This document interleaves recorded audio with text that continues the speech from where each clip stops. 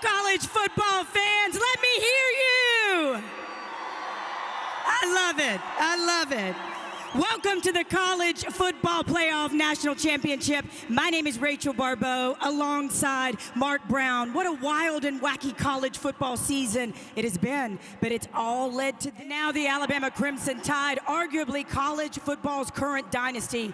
This team has been leading the way with an old school punishing front seven attack, downhill running with Heisman Trophy winner Derrick Henry and the complimentary Kenyon Drake on the perimeter. The maturation of quarterback Jacob Coker and great special teams play. All that combined has led the Tide to yet another playoff appearance. The Tide's hopes were almost derailed with a loss to Ole Miss, yet it did the opposite. It galvanized this team to a run for the College Football Playoff National Championship right here in Glendale. You know, that's a great segue for my first question, Bill. Have you had a chance to wrap your head around, your arms around the historic value of what we're experiencing, of what these fans are experiencing? I mean, we are literally writing the history books of college football tonight. We will all remember this night. Absolutely. There is not a team out there that gets to a place like this and hasn't had their share of adversity. And for Ohio State, we've heard about 1, 2, 3 quarterbacks, and yet they are here.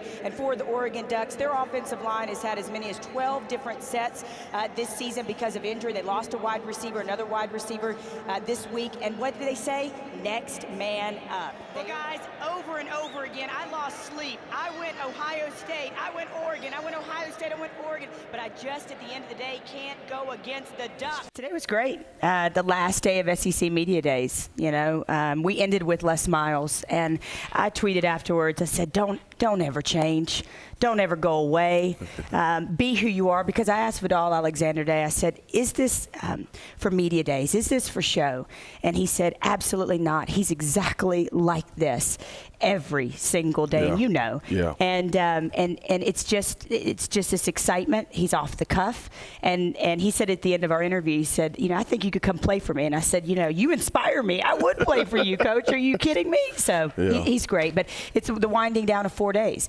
We've been here. It's a grind. It's the largest and longest media days around the country, and with good reason. But I think it was really, outside of a couple of comments, it was kind of controversy-free. There wasn't anything huge, at least in my opinion, that marred the whole media days. Well, I think you're on to something, I think, for good reason. It's not necessarily because of what's happening inside the SEC. It's what's happening outside of the SEC. I did a radio program here in Birmingham a couple of years back, and I said something that was pretty unpopular at that time, and it was, you know, hey, I think it would be better for all of college football if somebody outside of the SEC won a national championship. Now, listen, I was a little worried about my tires at that point, whether they're going to get slashed, but, you know, and then we obviously FSU goes on and wins it, and then Ohio State. So I think what's happening now is there's a parity that exists within college football. That doesn't make the SEC within the conference any less talented, the coaches any less talented, any less worth it, but there is a parity now, and so maybe they are a little bit more buttoned up, a little less of the bravado, a little less of the chest puffed out, because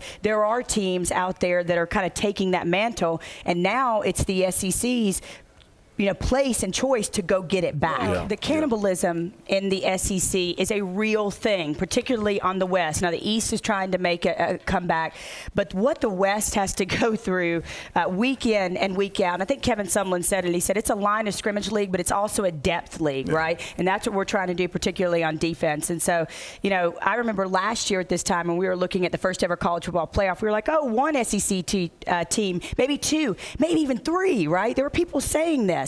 And then we look and see what happens at the end of the season. And I think that really is because the SEC does beat up on each other. Now, outside of the conference, they don't want to hear that. But what is keeping a team like Oregon from going all the way and winning a national championship? To me, it is those guys along the line of scrimmage in the trenches, right? When they go up against a team like that, they're unable to compete. And that is in the SEC. First of all, Tim, you are right. The sun has come back out, and a healthy crowd has come back here at Bobby Dodd Stadium. They want to see the end of this game. I was in the weather control room, and what happens for those at home is every time there is a lightning strike, they have to have 30 minutes elapse, right? And so if a lightning strikes within that time again, the 30 minutes starts all over again. When I left the room just a couple of minutes ago, less than 5 minutes ago, we were at 16 minutes. And at that point, what happens is they give the teams the all-go, they come out, they get a 10-minute warm-up, and we play football. Guys? They sure do, Steve. Shadrack Thornton, their leading rusher, is out. He's serving a suspension for an assault charge over the summer. So that leaves the load to junior Tony Creasy and newcomer Matt Days. Coaches told us yesterday, Matt Days, even though they don't know how he's going to perform at the college level, they expect big things out of him. I think they're going to become fans. I think that even if they have a school already, they can become a secondary fan. I think they're going to love the passion. I think they're going to love the fervor. I think they're going to really understand to this network when people say it's like a religion, right? Welcome to Lane Stadium, where Virginia Tech is still very much in the coastal hunt for an ACC championship. Big news out of Blacksburg this week was a dismissal of senior place kicker Cody Jurnell. I talked to Frank Beamer about the dismissal yesterday, and he said he hopes the shock value of being kicked off the team will eventually make Cody a better man. Who will get his duties today? Well, that will be freshman walk-on Eric Christensen. Welcome to the Carrier Dome, where Pittsburgh and Syracuse both hope to get bowl eligible today. How will they do that? Well, hopefully behind strong quarterback play. And both of these quarterbacks have amazing stories. Tom Savage, the fifth-year journeyman from Pittsburgh, has spent time at Arizona and at Rutgers. I talked to him this week, and he said, Rachel, I want to be remembered for my toughness. And at the end of the day, at the end of this year, it matters most with those 11 guys on the field. Think about me. Questions about his accuracy and the interception, yet you've gone for it on 4th down twice in the first half. Speak to your aggressive nature and how you made those decisions. Well, I think you go on the road, you want to attack. What about Bud Foster's salty, passionate defense? Yeah, I tell you, the big interception, and you just got to come back and get ready to play the second half. Got to play like heck. This is a very talented team, and they can score in a hurry. Good luck, Coach. All right, let's send it back to the studio with Tom and Tommy. To Chick-fil-A Bowl backstage access, I'm Rachel Baribeau, and we're here at the Georgia World Congress Center, where fanfare is going on for the Chick-fil-A Bowl. And just a couple of minutes, the teams are going to come through here. You see the Texas A&M fans getting excited. They want to see their team. They want to cheer them on. It's going to be an awesome experience.